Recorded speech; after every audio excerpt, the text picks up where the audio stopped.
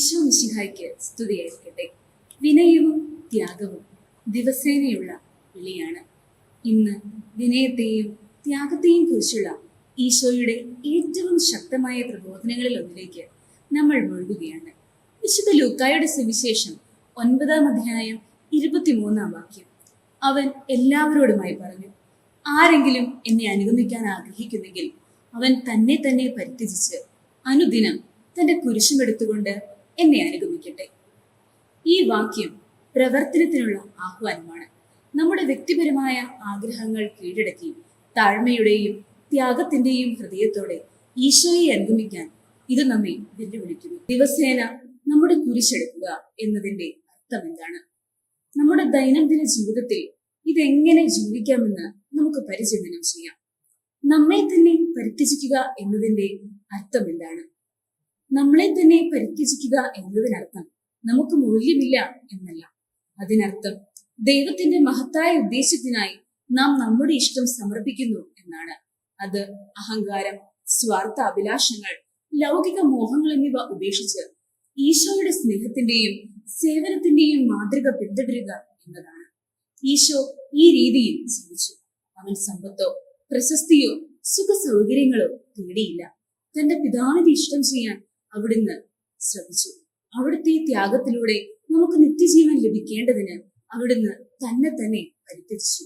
സ്വയം പരിത്യജിക്കൽ ദൈനംദിന തിരഞ്ഞെടുപ്പാണ്. അതിനർത്ഥം പാപം വേണ്ട, സ്വാർത്ഥത വേണ്ട, അതെ മിശിഹായ്ക്ക് വേണ്ടി ജീവിക്കണം എന്നതാണ്. ദിവസവും നമ്മുടെ കുരിശെടുക്കൽ നടക്കണം. നമ്മുടെ കുരിശ് ദിനംപ്രതി ഏറ്റെടുക്കുക എന്നതിനർത്ഥം ഈശോയ്ക്ക് വേണ്ടിയുള്ള വെല്ലുവിളികളും ത്യാഗങ്ങളും സ്വീകരിക്കുക എന്നതാണ്. ഇത് കഷ്ടപ്പാടുകൾ സഹിക്കുന്നതിന് മാത്രമല്ല, ബുദ്ധിമുട്ടുള്ളപ്പോഴും വിശ്വാസത്തിന്റെ ജീവിതം നിറഞ്ഞ മനസ്സോടെ തിരഞ്ഞെടുക്കുന്നതാണ്. ചിലരെ സംബന്ധിച്ചിടത്തോളം ബുദ്ധിമുട്ടുള്ളപ്പോൾ ക്ഷമിക്കുക, അസൗകര്യമുണ്ടാകുമ്പോൾ സ്നേഹിക്കുക, അല്ലെങ്കിൽ കാര്യങ്ങൾ നമ്മുടെ വഴിക്ക് നടക്കാത്തപ്പോൾ ദൈവത്തിൽ വിശ്വസിക്കുക. ഇത് ചെറിയ കാര്യങ്ങളിൽ വിശ്വസ്തത പുലർത്തുന്നതിനെ കുറിച്ചാണ്. കോപത്തേക്കാൾ ദയയും നിരാശയ്ക്ക് പകരം ക്ഷമയും സ്വാർത്ഥതയേക്കാൾ സേവനവും തിരഞ്ഞെടുക്കുക. നമ്മുടെ സുഖ സൗകര്യങ്ങളെക്കാൾ ദൈവത്തോടുള്ള അനുസരണം തിരഞ്ഞെടുക്കുമ്പോഴെല്ലാം നാം നമ്മുടെ കുരിശും ചുമന്ന് ഈശോയുടെ കാൽ ചുവടുകളിൽ നടക്കും. വിനയം പ്രവർത്തനത്തിൽ കൊണ്ടുവരിക, മറ്റുള്ളവരെ സേവിക്കുക, പാവപ്പെട്ടവരെ സഹായിക്കുക, രോഗികളെ പരിചരിക്കുക, അനുകമ്പയോടെ മറ്റുള്ളവരെ കേൾക്കുക എന്നതെല്ലാമാണ്. യഥാർത്ഥ വിനയം വെറുമൊരു ചിന്താഗതിയല്ല, അതൊരു പ്രവർത്തന ശൈലിയാണ്. പ്രതിഫലമായി ഒന്നും പ്രതീക്ഷിക്കാതെ മറ്റുള്ളവരെ സേവിക്കുന്നതാണ്. നാം അവിടുത്തെ മാതൃക പിന്തുടരുമ്പോൾ ലോകത്തോട് അവിടുത്തെ സ്നേഹം പ്രതിഫലിപ്പിക്കുന്നു. അത് നമ്മുടെ കുടുംബങ്ങളിലോ ജോലി സ്ഥലങ്ങളിലോ ആകട്ടെ. ഈശോ ചെയ്തതുപോലെ മറ്റുള്ളവരെ ഒന്നാമതെത്തിച്ചുകൊണ്ട് നമുക്ക് വിനയം കാണിക്കാം. വിനയത്തോടും ത്യാഗത്തോടും കൂടി ജീവിക്കുക എന്നത് വലുതും നാടകീയവുമായ നിമിഷങ്ങളെ കുറിച്ചല്ല, അത് നമ്മൾ ചെയ്യുന്ന ചെറിയ തിരഞ്ഞെടുപ്പുകളെ കുറിച്ചാണ്. നമ്മുടെ സ്വന്തം ആഗ്രഹങ്ങളെക്കാൾ ദൈവഹിതം തിരഞ്ഞെടുക്കുക.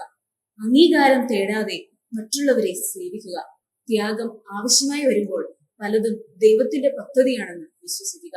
ഓരോ തവണയും നാം നമ്മുടെ അഹങ്കാരം ഉപേക്ഷിച്ച് നമ്മുടെ കുരിശെടുക്കുമ്പോൾ നാം മിശിഹായോടും അവിടുത്തെ ഉദ്ദേശത്തോടും കൂടുതലെടുക്കുന്നു. ഈശോയെ അനുഗമിക്കുക എന്നത് ദൈനംദിന പ്രതിബദ്ധതയാണെന്ന് വിശുദ്ധ ലൂക്കായുടെ സുവിശേഷം 9-ാം അധ്യായം 23-ാം വാക്യം നമ്മെ ഓർമ്മിപ്പിക്കുന്നു. ഇത് കീഴടങ്ങൽ, സേവനം, ആശ്രയം എന്നിവയെ കുറിച്ചാണ്. ഈ സന്ദേശം നിങ്ങളെ പ്രോത്സാഹിപ്പിച്ചുവെങ്കിൽ കൂടുതൽ വിശ്വാസം നിറഞ്ഞ പ്രചോദനത്തിനായി ലൈക്ക് ചെയ്യാനും സബ്സ്ക്രൈബ് ചെയ്യാനും ഷെയർ ചെയ്യാനും ഉറപ്പാക്കുക. അഭിപ്രായങ്ങൾ പറയുക. നിങ്ങൾ എങ്ങനെയാണ് നിങ്ങളുടെ കുരിശ് ദിവസവും എടുത്ത് ക്രിസ്തുവിനെ അനുഗമിക്കുന്നത്? നന്ദി.